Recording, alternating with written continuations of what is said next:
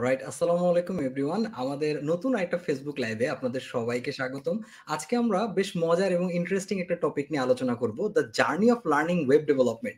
আমরা web development বা in general programming শেখার আমাদের যে জার্নিটা হয়, সেই জার্নিতে বিভিন্ন চ্যালেঞ্জেস কি কি থাকতে পারে, কিভাবে আমরা সেটা ওভারকাম করতে পারি, বা কোন টেকনোলজি আমাদের চুজ করা দরকার, কোন টেকনোলজির উপর আমরা ফোকাস দিতে পারি, এই সংক্রান্ত বিভিন্ন কনফিউশন, বিভিন্ন প্রশ্ন এবং বিভিন্ন বিষয় নিয়ে আজকে আমরা আলোচনা করব। আমার বড় ভাই, আমার খুবই পছন্দের বড় ভাই, আমাদের ফিগ ল্যাবের ফাউন্ডার এবং সিটিও, এবং একই সাথে আমাদের যে PHP the complete PHP courses যেটা আমরা লঞ্চ করতেছি, সেটার খুবই ইম্পর্টেন্ট একজন মেন্টর আমাদের আনিসউদ্দিন ভাই।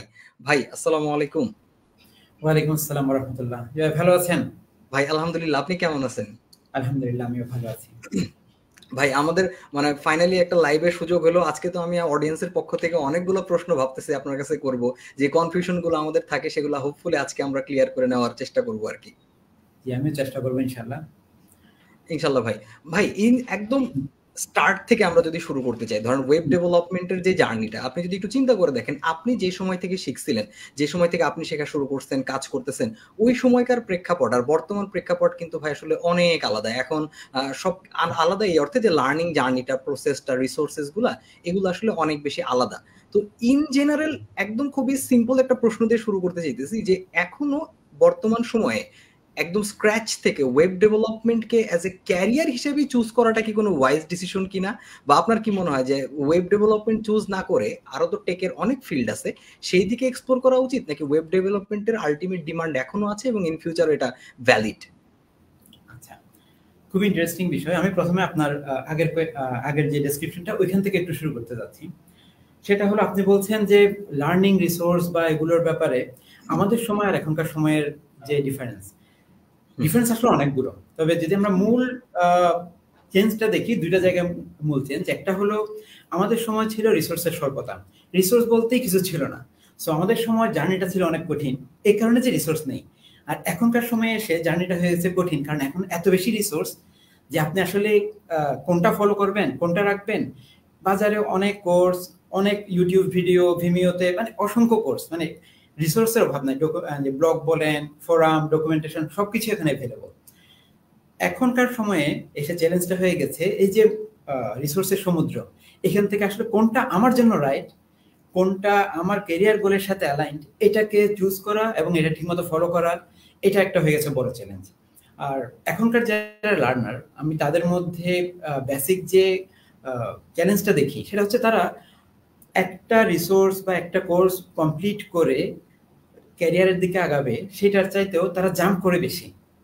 আমি একটা সিরিজ শুরু করলাম, 3 চ্যাপ্টার পড়ার পর মনে হলো যে আরেকজন আরেকটা লিঙ্ক দিয়েছে, এটা থেকে মনে হয় শেখা যাবে, সে জাম্প করলো, ওটাতে চলে গেল। তারপর একটা কোর্স শুরু করলো। অনেককে দেখেছে যে সে 2-3টা কোর্স করেছে কিন্তু কোনোটা কমপ্লিট করেনি। সো এর ফলে আসলে কি হচ্ছে, মানে লার্নিংটা হচ্ছে স্ক্যাটার্ড, এবং তার এক সময় হতাশ হয়ে যায় যে কি শিখছি, মানে কোনো প্রোগ্রেস হচ্ছে না। প্রোগ্রেস না হওয়ার মূল কারণ তো আসলে তার রিসোর্সের মধ্যে না, সেটা হচ্ছে প্র্যাকটিসের সমস্যার মধ্যে।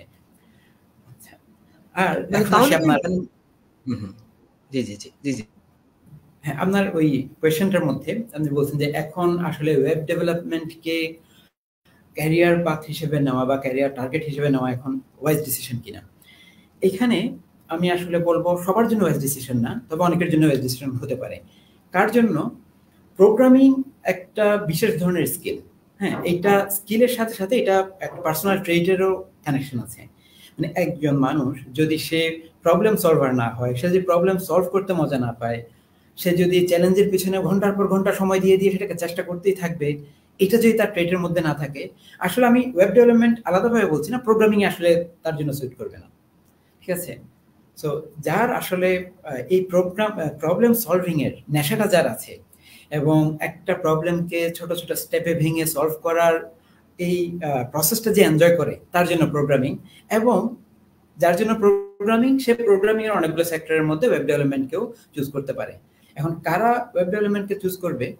জেনারেলি আপনি এটা এভাবে চিন্তা করতে পারেন বিষয়টা, প্রোগ্রামিং এর অন্যান্য সেক্টরগুলোর সাথে ওয়েব ডেভেলপমেন্টের একটা ইন্টারেস্টিং ডিফারেন্স আছে। সেটা হলো, এখানে সায়েন্স এবং আর্টস দুটোই আসলে 50-50। মানে আপনি ধরেন একটা সফটওয়্যার ইন্টারফেস ভালো না হলে আপনি ইউজ করতে পারেন, বা ধরি আপনার একটা অ্যাপ্লিকেশন তৈরি করলেন, ধরি বিকাশের অ্যাপ্লিকেশন, হ্যাঁ বিকাশ এখন না, পেছনের কথা বলি, আপনার কাছে আপনি টাকা ট্রানজাকশন করেন, আপনার কাছে মেসেজ আসে, আপনি টাকা জমা হলে মেসেজ পান, এই যে বিষয়গুলো, এখানে কিন্তু কোনো ইন্টারফেস নেই। সো এখানে শুধু প্রোগ্রামিং স্কিলটা দরকার। কিন্তু যখন আপনি ওয়েব ডেভেলপমেন্টে আসছেন, ওয়েব ডেভেলপমেন্ট এটাতে আপনার প্রোগ্রামিং স্কিলও দরকার, এবং ভিজুয়ালি একটা জিনিস অ্যাপিলিং কিনা, একটা জিনিস ইউজারের কাছে ইন্টারফেস সুন্দর লাগবে কিনা, এবং তার ইউএক্সটা ভালো কিনা, এই জিনিসগুলো খেয়াল করে রাখবে, যেটা আসলে পার্ট অফ আর্টস। তো এখানে যদি আপনার একটা জিনিসের ভিজুয়াল অ্যাপিলিং কিরকম, নান্দনিকতা কতটুকু, এটাও যদি আপনি ফিল করতে পারেন, আবার সাথে আপনার প্রোগ্রামিং এর নেশাও থাকে, তাহলে ওয়েব ডেভেলপমেন্ট হচ্ছে ওই ব্যক্তির জন্য আসলে পারফেক্ট ক্যারিয়ার। ঠিক আছে? যদি তার আসলে দুটোর মধ্যে একটা সমন্বয় থাকা লাগবে। যদি শুধু সে প্রোগ্রামিং করতে ভালোবাসে, প্রবলেম সলভ করতে পারে, ব্যাকএন্ডে কাজ করতে পারে, কিন্তু সে আসলে ইন্টারফেস নিয়ে সে বোঝেও না, অতটা বদারও করে না, তার জন্য ব্যাকএন্ড ডেভেলপার হতে পারে সে, কিন্তু ফ্রন্ট এন্ডে সে স্ট্রাগল করবে। ঠিক আছে? আর এজ এ হোল যদি আমি ওয়েব অ্যাপ্লিকেশন ডেভেলপমেন্ট একটা ফুল ক্যারিয়ারের কথা বলি, যে প্রোগ্রামিং করতে পারবে তার জন্য এটাও আসলে পার্ট অফ প্রোগ্রামিং। এর মধ্যে যারা সাথে ডিজাইন এবং মানে একটা জিনিস দেখতে কতটুকু ভালো, এটাও যারা কেয়ার করতে পারে, তাদের জন্য ওয়েব ডেভেলপমেন্ট হচ্ছে বেস্ট এরিয়া কাজ করার জন্য। ভাই আমরা মানে অডিয়েন্সের জন্য যদি আপনি একটু জাস্ট ধরেন আমরা এইভাবে ক্লিয়ার করে দিতাম যে আমরা যখন ওয়েব ডিজাইন বলতেছি এটা বলতে আসলে আমরা কি বুঝাইতেছি, আর আমরা যখন ওয়েব অ্যাপ্লিকেশন ডেভেলপমেন্ট বলতেছি তখন আসলে এই দুটোর ভিতরে আমরা মূল তফাৎটা কোথায় রাখতেছি? আচ্ছা, মানে এটা আমি প্রথমে লেভেন পার্সপেক্টিভ থেকে বিষয়টা বলি। আমরা তো আসলে ডিজাইন বলতে বুঝি ইন্টারফেস। হ্যাঁ, সো আমরা যখন সাধারণ অর্থে ওয়েব ডিজাইন বলি, তখন আমরা বুঝি এমন কিছু মানুষ যারা একটা ওয়েব অ্যাপ্লিকেশন বা হতে পারে একটা ওয়েবসাইট দেখতে কিরকম হবে, তার সাইড বার থাকবে কিনা, কালার কি থাকবে, হেডার থাকবে কিনা, ফুটার থাকবে কিনা, ফন্ট কি হবে, স্পেস কতটুকু থাকবে, অ্যালাইনমেন্ট কেমন হবে, এগুলো নিয়ে যারা কাজ করে, তারা অনেক সময় ফটোশপ দিয়েও ডিজাইন করতে পারে, তারা কখনো ফিগমা দিয়ে ডিজাইন করে, স্কেচ দিয়ে ডিজাইন করে। সো তাদের ডিজাইনিং এর টুল আলাদা। এইগুলো নিয়ে যারা কাজ করে আমরা সাধারণভাবে ওদেরকে বলি ওয়েব ডিজাইন করছে, বা এই কাজটা হচ্ছে ওয়েব ডিজাইন।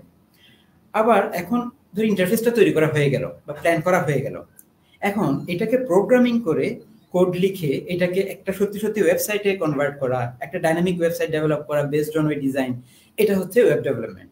এটা হচ্ছে লেভেন পার্সপেক্টিভ থেকে। কিন্তু আপনি যখন আরো অ্যাডভান্স লেভেলে যাবেন, তখন আমরা যখন ওয়েব ডিজাইন বলি, তখন কিন্তু আর শুধু ইন্টারফেস ডিজাইন বা আর ইন্টারফেসের যে জিনিসগুলো দেখা যাচ্ছে সেগুলোকে ভিজুয়ালি দেখানোর জন্য প্রোগ্রামিং করা বিষয়টা আর এটুকুর মধ্যে থাকে না।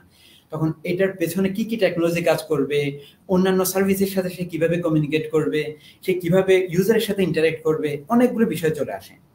তবে আপনি যেটা বলছেন, একজন সাধারণ মানুষ যখন জিজ্ঞেস করে, সে আসলে ওয়েব ডিজাইন বলতে ওই পার্টটুকু সে মিন করে না, সে মিন করে যে ডিজাইনটা কি হবে, মানে দেখতে জিনিসটা যেমন মনে হচ্ছে সেই ইন্টারফেসটা কে ডিজাইন করলো বা ওই কাজটাই সে ওয়েব ডিজাইন বলছে। কিন্তু আপনি যখন ওয়েব ডেভেলপমেন্ট ইন্ডাস্ট্রি বা প্রোগ্রামিং ইন্ডাস্ট্রির লোকজনের সাথে কথা বলবেন, তখন ওয়েব ডিজাইন বিষয়টা আসলে সম্পূর্ণ ডিফারেন্ট একটা পিকচার সাথে নিয়ে আসে।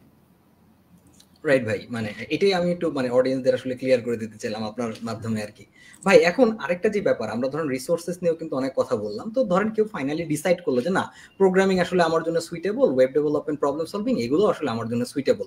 এখন সবচেয়ে বড় কনফিউশনটা তো কাজই করে ভাই ওই বিগিনিং স্টেজে। তো এখন দেখা যায় কি এই যে ধরেন এত সুন্দর সুন্দর ওয়েল অর্গানাইজড কোর্সেস বিভিন্ন জায়গায় আছে, ইউটিউবে আছে, বিভিন্ন পেইড মিডিয়ামেও আছে।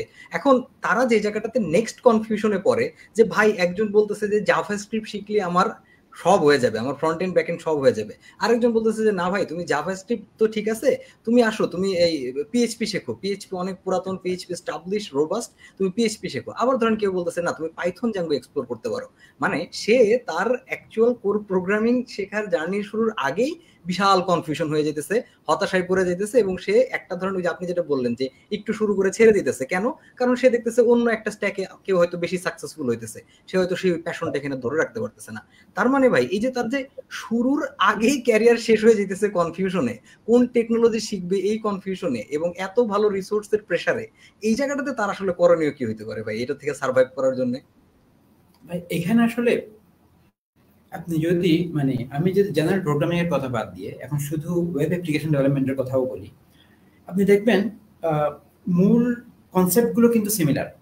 ঠিক আছে? আপনি যে কোনো একটা ল্যাঙ্গুয়েজ দিয়ে যদি আপনি ওয়েব ডেভেলপমেন্ট শিখেন, ফর এক্সাম্পল আপনি পিএইচপি দিয়ে খুব ভালো ওয়েব ডেভেলপার হয়ে গেলেন, আপনি এখন ওয়েব অ্যাপ্লিকেশন কিভাবে তৈরি করতে হয়, ইউজারের রিকোয়েস্ট কিভাবে হ্যান্ডেল করতে হয়, কিভাবে রেসপন্স জেনারেট করতে হয়, কিভাবে এর মধ্যে ডিজাইনটা কিভাবে আসে, এর মধ্যে ইউজারের জন্য ইন্টারফেসের যে ইন্টারেক্টিভিটিগুলো সেগুলো কিভাবে ডেভেলপ হয়, এগুলো আপনি জেনে গেলেন যে কোনো ল্যাঙ্গুয়েজ দিয়ে। এখন বিষয়টা হচ্ছে আসলে আপনার কাছে জাস্ট ডিফারেন্স অফ সিনট্যাক্সেস। এখন আপনি জাভাস্ক্রিপ্ট দিয়ে স্টার্ট করতে চান, আপনি খুব অল্প সময় ইনভেস্ট করলে জাভাস্ক্রিপ্টও সেম কাজগুলো করতে পারবেন।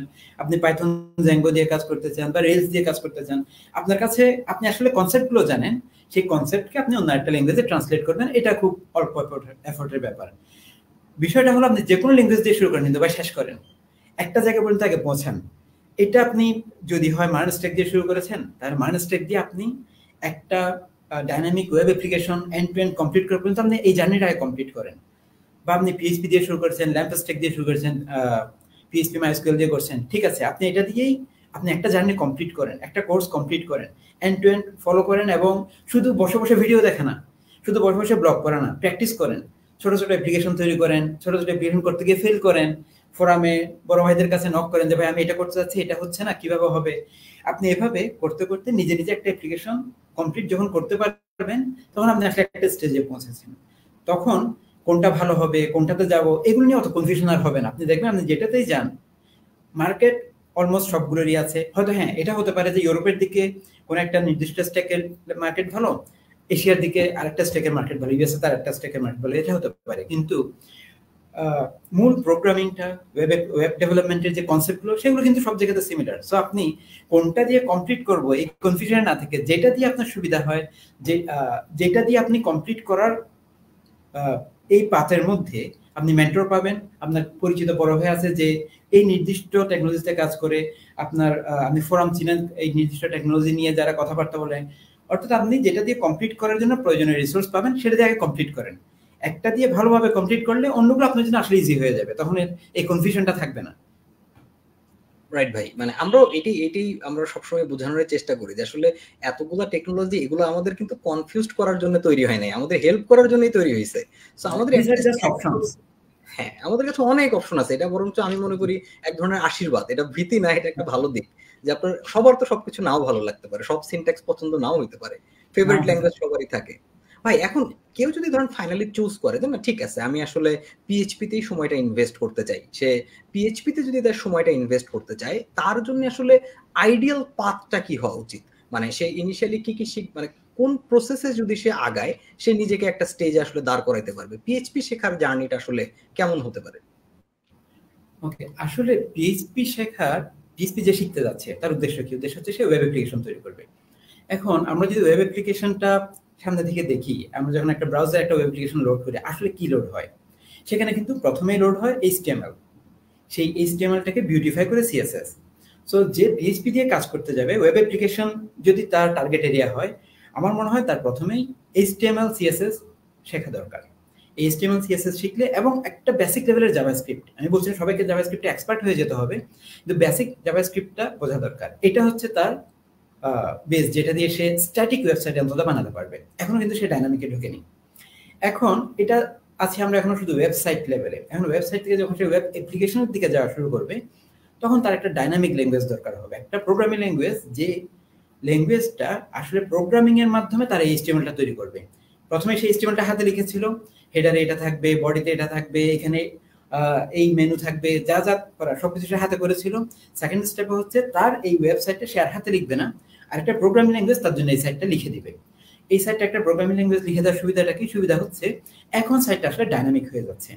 ফর এক্সাম্পল, আমি যদি একটা ই কমার্সের কথা চিন্তা করি, আমি প্রথমে যখন ঢুকলাম আমি অনেকগুলো প্রোডাক্ট দেখতে পাচ্ছি। এই প্রোডাক্টগুলো তো আমরা স্ট্যাটিক একটা ওয়েবসাইট দিয়ে করতে পারবো না, কারণ এই প্রোডাক্টগুলোর ইনফরমেশন আছে কোনো একটা ডাটাবেজে, সেই ডাটাবেজে কানেক্ট করতে হবে, সেখান থেকে ইনফরমেশনগুলো নিয়ে এসে স্পেসিফিক ফিল্ডগুলোকে পিক করে আলাদা আলাদা ব্লকে দেখাতে হবে। এই কাজটা কে করবে? এটা করবে একটা প্রোগ্রামিং ল্যাঙ্গুয়েজ, যে ডাটাবেজের সাথে কমিউনিকেট করতে পারে, সেখান থেকে ডাটা নিয়ে আসতে পারে, সেগুলোকে সুন্দর করে সাজিয়ে আমাকে একটা স্টিমাল তৈরি করে দিতে পারে। এই ল্যাঙ্গুয়েজটার জায়গায় হচ্ছে এখন পিএইচপি। পিএইচপি যখন আপনি শিখবেন, তখন আপনি আগে স্ট্যাটিক যে ওয়েবসাইট বানাতে পারতেন, সেটা এখন ডাইনামিক্যালি তৈরি করতে পারবেন। এখন আপনার হাতে ওয়েবসাইট লিখবেন না, আপনি লিখবেন প্রোগ্রামিং ল্যাঙ্গুয়েজ দিয়ে কোড, যে কোড আপনার এইচটিএমএলটা তৈরি করে দিচ্ছে, এবং সেটা ইউজারের সামনে এসে একটা ওয়েবসাইট আকারে দাঁড়িয়ে যাচ্ছে। সো প্রথমে এইচটিএমএল এবং বেসিক সিএসএসও সবাইকে এক্সপার্ট হতে হবে এমন না, কিন্তু বেসিক সিএসএস সবারই বোঝা উচিত যারা ওয়েব ডেভেলপমেন্টের এরিয়াতে কাজ করবে। এরপর আসছে পিএইচপির ব্যাপারে। পিএইচপি এখন as a programming language, PHP শুধু ওয়েব অ্যাপ্লিকেশন তৈরি করে তা না, পিএইচপি দিয়ে কিন্তু কমান্ড লাইন অ্যাপ্লিকেশন তৈরি হয়, এখন ডেস্কটপ অ্যাপ্লিকেশনও তৈরি হয়।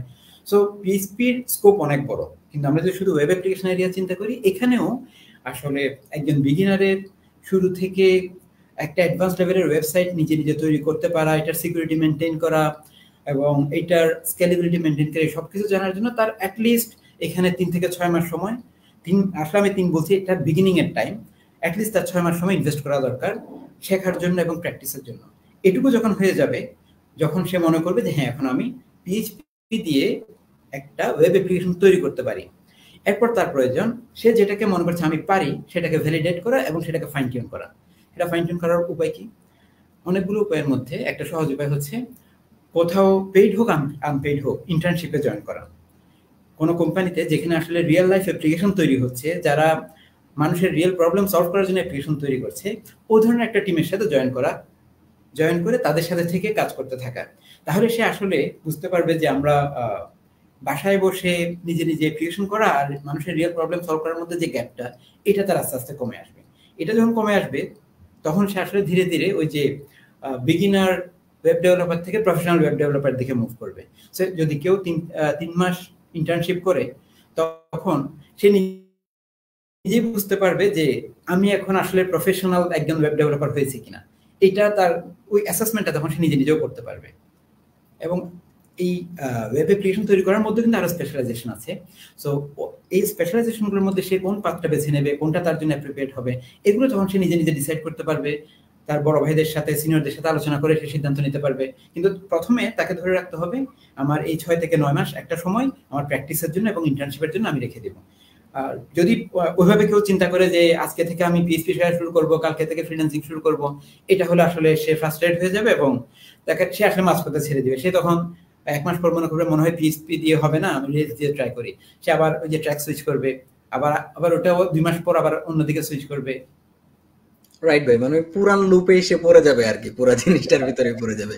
ভাই এখন ইন্টারনেট পয়েন্টটা খুবই ভ্যালিড এবং এটা খুবই বাস্তবসম্মত একটা উপায়। কিন্তু বর্তমানে ভাই যেটা আমরা মানে দেখতে পাই যে লার্নারের সংখ্যাও বেশ অনেক এবং ইন্টার্নশিপটাও ইদানিং বেশ চ্যালেঞ্জিং একটা ব্যাপার হয়ে দাঁড়াইছে। মানে একদম ব্ল্যাঙ্ক অবস্থায় তো গেলে আর এখন কেউ কাউকে আর ইন্টার্ন দিবে না, তারও তো একটা প্রস্তুতি, একটা ইনিশিয়াল প্রিপারেশন, একটা পোর্টফোলিও বলি, একটা সুন্দর সিভি বলি, একটা কিছু রেডি করে তো তার ওখানে যেতে হবে।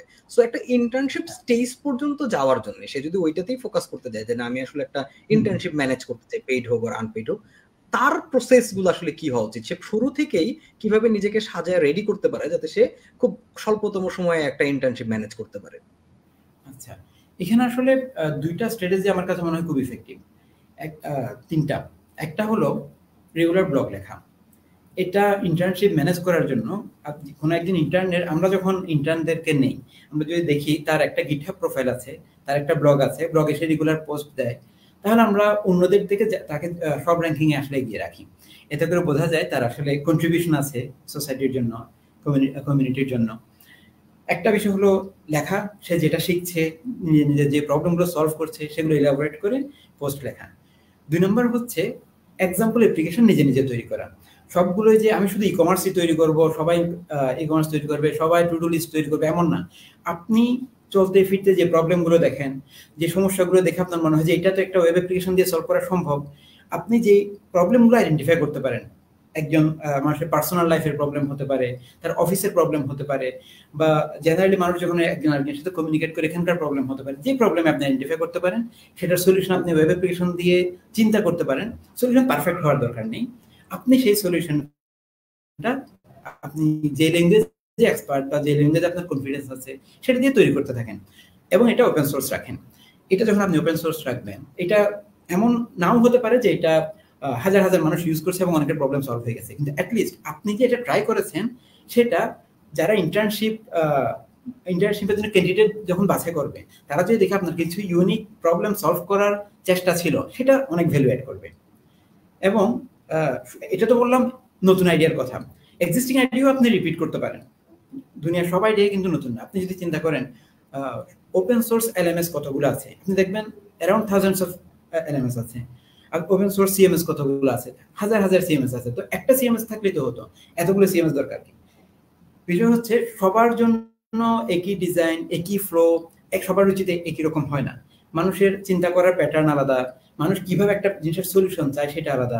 সো একই প্রবলেম যেগুলো অলরেডি সলভড, যেমন যেগুলো অলরেডি মার্কেটে আছে, সেগুলোরও যদি আপনি একটু ডিফারেন্ট ওয়েতে সেটার সলিউশন করতে পারেন, যেটা আপনার মনে হয় যে মানুষের জন্য আরো উপকারী হবে, যেটা যে প্রবলেম অলরেডি সলভ করা আছে সেটা যদি আপনি আরেকটু ভালোভাবে সলভ করতে পারেন, সেটাও আপনি একটা ওপেন সোর্স প্রজেক্ট হিসেবে তৈরি করতে পারেন। নিজে ওপেন সোর্স প্রজেক্ট তৈরি করা, এটার কথা বললাম 2 নাম্বার। 3 নাম্বার হচ্ছে এক্সিস্টিং ওপেন সোর্স প্রজেক্টের মধ্যে কন্ট্রিবিউট করা। এই কন্ট্রিবিউশনটা দুইভাবে উপকারী। একটা হলো ধরি আপনি খুব পপুলার, ধরি একটা হেডলেস ই কমার্স হচ্ছে লুনার। হ্যাঁ, আপনি লুনারের মধ্যে কিছু কন্ট্রিবিউট করলেন, আপনার দুইটা পেয়ার সেখানে মার্জ হলো। লুনারের সাইটে কন্ট্রিবিউটরদের মধ্যে আপনার নাম আছে, এবং আপনি যখন সিভি কোথাও সাবমিট করেন আপনি বলে দিতে পারেন যে আমি লুনারের কন্ট্রিবিউটর। আপনি গিটহাব প্রোফাইলে কেউ গেলে সে দেখে আপনি কন্ট্রিবিউটর। এটা আপনি যদি বলেন আমার সিজিপিএ এত, সেটার চাইতে অনেক বেশি ভ্যালু অ্যাড করবে। কেন অ্যাড করবে? কারণ যে ইন্টার্ন হিসেবে বা জবের জন্য কাউকে নিতে চাচ্ছে, সে আসলে দেখতে চায় আপনি রিয়েল লাইফ ফিল্ডে কাজ করতে পারেন কিনা। আপনার একটা পিয়ার একটা এস্টাবলিশড ওপেন সোর্স প্রজেক্টে মার্জ হয়েছে, মানে হচ্ছে আপনার কোডের কোয়ালিটি ভালো, আপনি টেস্ট লিখতে পারেন, আপনি একটা ফিচার সলভ করার সময় তার সাইড ইফেক্টগুলো চিন্তা করতে পারেন এবং সেগুলোকে মাথায় রেখে প্রবলেম সলভ করতে পারেন। সো আপনার কোয়ালিটি সম্পর্কে তার একটা ডিফারেন্ট ধারণা তৈরি হয়ে যাবে। দ্বিতীয় বিষয় হচ্ছে, ধরুন আপনার এই পিয়ার মার্জ হলো না, আপনি ওপেন সোর্স প্রজেক্টে কন্ট্রিবিউট করার চেষ্টা করলেন, আপনি কোড সাবমিট করলেন। পিয়ার বলতে আসলে বলা হয় পুল রিকোয়েস্ট, যে এটা হচ্ছে ওপেন সোর্স প্রজেক্টে কোড কন্ট্রিবিউট করার একটা প্রসেস। সো আপনি এই প্রসেসের ভিতর দিয়ে গেলেন, আপনি তাদের কোনো একটা প্রবলেম সলভ করার চেষ্টা করলেন বা কোনো একটা কারেন্ট ফিচারকে ইমপ্রুভ করার চেষ্টা করলেন, তারা আপনার এই কন্ট্রিবিউশনটাকে রিজেক্ট করে দিল। এতেও আপনার লাভ আছে, কারণ তারা যখন রিজেক্ট করে দেয়, তারা বেশিরভাগ ক্ষেত্রে শুধু বলে দেয় না যে ভাই আমরা এটা অ্যাকসেপ্ট করিনি, সেটা বলে না। কেন তারা অ্যাকসেপ্ট করেনি, আপনার কোডে কোথায় কোথায় ভুল ছিল, কি কি করলে এটা আরো ভালো হতে পারতো, তারা এগুলো খুব ভালোভাবে এক্সপ্লেন করে, যেটা আপনার লার্নিং এর জন্য এটা খুব ভালো জায়গা। এভাবে যদি চলতে থাকে, আপনার 2-3টা কন্ট্রিবিউশন রিজেক্ট হওয়ার পর দেখুন পঞ্চম ষষ্ঠ কন্ট্রিবিউশন অ্যাকসেপ্ট হয়ে যাচ্ছে। সো এটা নিজের কোডের কোয়ালিটি, নিজের অ্যাজ এ প্রোগ্রামার নিজের কোয়ালিটি ইমপ্রুভ করার খুব ভালো একটা উপায়। থ্যাংক ইউ ভাই, মানে খুবই ক্লিয়ার একটা মানে আমরা আউটলাইন এবং ক্লিয়ার একটা গাইডলাইন আমরা পাইলাম যে যদি আসলে আমার কোনো প্রজেক্টই ঝুলিতে না থাকে, আমি যদি অ্যাবসলিউট বিগিনার হই, কিভাবে আমি নিজেকে রেডি করতে পারি। এবং ওপেন সোর্স প্রজেক্টের কথা বলি, এটা খুবই ইম্পর্টেন্ট একটা পয়েন্ট, যেটা আমরা বারবারই বলি। এইখানে ভাই আরেকটা পয়েন্ট আসে, আমি যেই একটা হীনমন্যতা স্টুডেন্টদের মাঝে প্রায় সময় দেখি, তাদেরকে যখন আমরা বলি যে তুমি এরকম কন্ট্রিবিউশন শুরু করো বা এই জায়গাগুলো ট্রাই করা শুরু করো, তাদের যে ফিলটা হয় যে ভাই maybe I am not good enough, আমি মেবি এখনো এনাফ শিখি নাই, আমি মেবি এখনো এনাফ জানি না, আমি যে এই সমস্ত জায়গায় কন্ট্রিবিউট করতে যাব বা আমি যেটা ফুল ফ্লেজড প্রজেক্ট নিয়ে কাজ করব, I may not be ready. So এখনো যে রেডি না, এবং আমরা এই জিনিসটা বুঝাতে পারি না, ভাই তুমি কখনোই রেডি হবে না, তোমার জাম্প করতে হবে, কইরে করেই তোমার আসলে একটা সময় রেডি হইতে হবে। সো এই যে আলটিমেট হীনমন্যতাটা, এটা আমি দেখছি ভাই অনেককেই মানে ভেতরে ভেতরে ছোট করে দিতে থাকে, কনফিডেন্স লো করতে থাকে, সে নিজেকে এক্সপোজ করতে ভয় পায়। সো ভাবে যে যদি আমি একটা আর্টিকেল লিখি, আমার যদি ভুল হয়ে যায় কোনো, বা আমি যদি একটা কিছু একটা করি উল্টাপাল্টা কোড লিখি, কেউ আমাকে যদি এটা নিয়ে মক করে। সো এই যে ভীতিটা, যে ভীতিটা আসলে একদম মানে অস্বাভাবিক না, স্বাভাবিক। শুরুর দিকে অনেকের এই ভয় থাকে যে যদি আমাকে মানুষ জাজ করে। সো এই পয়েন্টটাতে আপনার জুনিয়রদের উদ্দেশ্যে কি সাজেশন থাকবে এটা ওভারকাম করার জন্য, এই ফিয়ারটা দূর করার জন্য? আচ্ছা, এখানে আমাদের সময় তো ভয় ছিল দুই রকম। একটা হচ্ছে আমি যদি ইংলিশে আর্টিকেল লিখি, আমার ইংলিশ ঠিক আছে কিনা, এর গ্রামাটিক্যাল স্ট্রাকচার ঠিক আছে কিনা, এটা একটা পার্ট। আরেকটা হচ্ছে এটা টেকনিক্যাল যে ইনফরমেশন আমি এখানে দিচ্ছি সেটা ঠিক আছে কিনা। এটা দুইটা পার্ট। একটা ভয় আমার মনে হয় এখন অলরেডি নেই হয়ে গেছে। কেন? এখন আমাদের কাছে চ্যাট জিপিটি আছে, গ্রামারলি আছে, এমন অনেক টুলস আছে। আমি একটা আর্টিকেল লেখার পর অনেকগুলো টুলস আছে যাকে আমি আর্টিকেলটা দিয়ে বলতে পারি যে আমার এখানে গ্রামাটিক্যাল মিস্টেক আছে কিনা চেক করো, স্পেলিং মিস্টেক আছে কিনা চেক করো, ভুল থাকলে ঠিক করে দাও। তারা যে শুধু চেক করে বলবে ভুল আছে তা না, ঠিকও করে দিবে। আসলে 50% এখানেই আপনি রিজলভ, যে আমার কোনো প্রবলেম নাই। নেক্সট বিষয় হচ্ছে যে এখানে টেকনিক্যাল প্রবলেম আছে কিনা। এটার জন্য আমি কিছু কিছু ডেভেলপারদেরকে এরকম করতে দেখেছি। তারা যেটা করে, ছোট ছোট গ্রুপ তৈরি করে তারা যখন এই আর্টিকেলটা লিখলো, তো গুগল ডক্সে লিখে সিনিয়র কয়েকজনের সাথে শেয়ার করে যে ভাই আমি একটা আর্টিকেল লিখছি, একটু দেখে দেন এটা ঠিক আছে কিনা। তখন ওই সিনিয়ররা ওইখানে দেখার পর যেখানে যেখানে কমেন্ট করা দরকার, যেখানে সাজেশন দেওয়া দরকার সেখানে সাজেশন দেয়, সেই সাজেশনগুলো আস্তে আস্তে অ্যাডাপ্ট করে তারপর পাবলিশ করে। দ্বিতীয় বিষয় হচ্ছে এখানে মনে রাখার, এখন ইন্টারনেটে যত আর্টিকেল আছে এই সবগুলোই নির্ভুল না। এর মধ্যে বেশিরভাগ আর্টিকেলেই প্রচুর ভুল স্টিল থাকতে পারে। সো একটা আর্টিকেল পাবলিশ করার জন্য যে একেবারে নির্ভুল হতে হবে এমন না, আপনি ভুল সহই পাবলিশ করেন, ওই আপনার এটা যদি পাবলিসিটি পায়, আপনি যেটা প্রপারলি প্রমোট করতে পারেন, তাহলে এই ভুলগুলো দেখে আপনাকে সাজেশন দেওয়ার অনেক লোক থাকবে। ইভেন আপনি হয়তো আর্টিকেলটা পাবলিশ করলেন, পাবলিশ করে ওইটার যে রিলেভেন্ট যে ফেসবুক গ্রুপগুলো আছে, যেমন ধরে আপনি লারাভেল নিয়ে একটা আর্টিকেল লিখলেন বা পিএইচপি নিয়ে একটা আর্টিকেল লিখলেন, পিএইচপি এক্সপার্টস গ্রুপে সেটা শেয়ার করলেন, এখান থেকে যারা সেটা দেখবে, আপনার এখানে যদি কিছু ভুল ইনফরমেশন থাকে, কিছু এমন ইনফরমেশন থাকে যেটা আসলে অন্যভাবে বেটার রিপ্রেজেন্ট করা যেত, আপনার বন্ধু বান্ধব বা আপনার কমিউনিটির অন্যান্য ভাই ব্রাদাররা দেখবেন আপনাকে সাজেশন দিবে যে ভাই এটা এইভাবে লেখা আছে, এটা চেঞ্জ করে এরকম করতে পারেন। এভাবে যদি চলতে থাকে তাহলে আসলে ইমপ্রুভমেন্টটা হয়ে যাবে, মানে শুরু না করলে তো হবে না। দ্বিতীয় বিষয় হচ্ছে পুল রিকোয়েস্টের ব্যাপারে। পুল রিকোয়েস্টের ব্যাপারে যখন আমার কাছে কেউ বলে যে ভাই আমি যে লিখবো আমারটা তো খুব খারাপ হবে, আমি তাকে বলি যে লোক পুল রিকোয়েস্ট রিভিউ করবে সে তোমাকে চিনে? সে তো তোমাকে চিনে না, খারাপ হইলে কি না হইলে কি, তুমি যেটা লিখেছো সেটা খুবই গার্বেজ বুঝলাম, সে তো তোমাকে চিনে না। সো সে তো তোমার পরিচিত কাউকে গিয়ে বলবে না যে দেখো আনিস একটা আর্টিকেল, আনিস একটা পুল রিকোয়েস্ট দিয়েছে সেটা খুব খারাপ। তুমি যতক্ষণ না জানাচ্ছ কাউকে যে আমার একটা পুল রিকোয়েস্ট এই রিপোজিটরিতে মার্জ হয়েছে, এই ওপেন সোর্স পপুলার প্রজেক্টের মধ্যে আমার একটা পুল রিকোয়েস্ট মার্জ হয়েছে, ততক্ষণ পর্যন্ত কিন্তু কেউ জানে না। তো তুমি দিতে থাকো, রিজেক্ট হতে থাকুক, সমস্যা নেই। তো হতে হতে 10টা দিলে 11টাতে গিয়ে যখন এটা অ্যাকসেপ্টেড হবে তখন তুমি ফলো করে বলতে যে ভাই আমার কিন্তু একটা পুল রিকোয়েস্ট অ্যাকসেপ্ট হয়ে গেছে। আগের 9টার কথা 10টার কথা কিন্তু কেউ জানে না, সেটা ভালো হলো না খারাপ হলো এটা কেউ কেয়ার করে না। বরং এই 9-10টা ভুল করার ফলে আপনার লার্নিংটা হচ্ছে, ওরা আপনাকে গাইড করছে কিভাবে হলে এটা আসলে অ্যাকসেপ্টেবল হতো। রাইট ভাই, এটা এটা খুবই ভালো একটা পয়েন্ট বলছেন। সো আসলে এটা তো আমরা কেউ এসে এক্সপোজ করতেছে না, ওরা তো আর ওর্স পসিবল কোড দিয়ে কোনো এক্সপোজ করে না। ভাই এখন আমরা ধরেন যে এই কোর্সটা প্ল্যান করছি, ইভেন আপনি নিজে মানে সময় দিয়ে যথেষ্ট গুরুত্বের সাথে এই পুরো আউটলাইনটা আপনি রেডি করছেন। সো এখানে ডেফিনেটলি আপনার একটা ভিশন এবং প্ল্যান এই কোর্স বা এই কোর্সের অডিয়েন্সদের নিয়ে আছে। সো আমরা যদি আমাদের মানে স্পেসিফিক এই দ্য কমপ্লিট পিএইচপি কোর্স নিয়ে কথা বলি, এইটা আসলে একজন বিগিনারের জন্য আপনি আপনি যেহেতু নিজে সিলেবাস বা আউটলাইনটা রেডি করছেন, একজন বিগিনারের জন্য তার ক্যারিয়ারের স্টার্ট থেকে আমরা যে আলটিমেটলি ইন্টার্নের কথা বললাম বা ওপেন সোর্স কন্ট্রিবিউশনের বিভিন্ন মাধ্যমগুলো বললাম, এই ফেজ পর্যন্ত বা নিজের একটা পেট প্রজেক্টও বিল্ড করার মতো যেই নলেজ, এইটুক যদি সে অর্জন করতে চায়, সেক্ষেত্রে আমাদের এই কমপ্লিট পিএইচপি কোর্সটা আসলে কতটুকু সহায়ক হবে বলে আপনি মনে করেন? সিলেবাসের কথা বলছেন তো, এটা তো অবশ্য আমি করিনি, আপনিও ছিলেন সাথে। আমি ছিলাম ভাই, কিন্তু আমি তো হোস্ট, এই জন্য তাও আপনি জিজ্ঞেস করেছেন আমি বলি। বিষয়টা হচ্ছে আমাদের কিছু কোর্স থাকে বিগিনারদের জন্য, কিছু কোর্স থাকে অ্যাডভান্স লেভেলের জন্য। কিন্তু আমাদের এই কোর্সটাতে আমরা চেষ্টা করেছি একজন লোক যে আসলে খুব একটা প্রোগ্রামিং করেনি, খুব একটা না প্রোগ্রামিং করেনি, হ্যাঁ, এখন সে প্রোগ্রামিং এ ঢুকতে চাচ্ছে, যে কোনো কারণে তার ইন্টারেস্ট তৈরি হয়েছে যে আমি প্রোগ্রামিং শিখবো, এখন সে প্রোগ্রামিং আসতে চায়। সে থেকে শুরু করে যার অল্প কিছু এক্সপিরিয়েন্স আছে, যে পিএইচপি দিয়ে দুই একটা হ্যালো ওয়ার্ল্ড প্রোগ্রামও তৈরি করেছে, সবাই যেন এটা দিয়ে স্টার্ট করতে পারে। এটা হচ্ছে স্টার্টিং এর পার্টটা।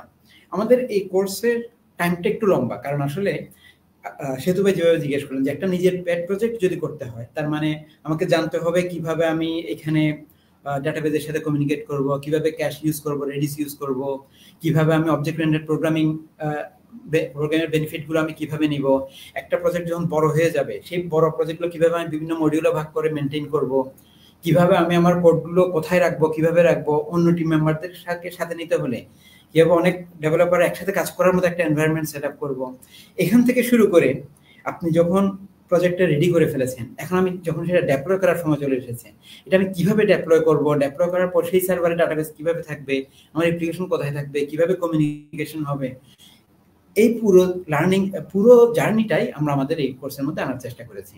সো আপনি যেটা জিজ্ঞেস করছেন সেটাতে আমি প্রথমে হাই লেভেলে বলতে চাই, হ্যাঁ, একটা পেট প্রজেক্ট বা একটা কমপ্লিট প্রজেক্ট করার জন্য যা আপনার জানা দরকার, একটা ল্যাম্প এনভায়রনমেন্টে, ল্যাম্প বলতে আমরা বুঝছি যে লিনাক্স, পিএইচপি, অ্যাপাচি, মাইস্কুয়েল, এই স্টেকের মধ্যে একটা এন্ড টু এন্ড অ্যাপ্লিকেশন করার জন্য যা কিছু জানা দরকার আমরা সবকিছু এর মধ্যে রাখছি।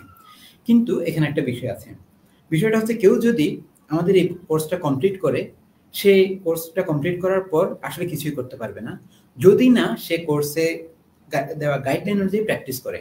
আমাদের এখানে প্রত্যেক মডিউলের সাথে সাথে ছোট ছোট কিছু প্রজেক্ট থাকবে, ছোট ছোট কিছু প্র্যাকটিস থাকবে। ফয়সাল ভাই অলরেডি অনেকগুলো প্রজেক্ট রেডি করে রেখেছেন লার্নারদেরকে সাথে নিয়ে করার জন্য।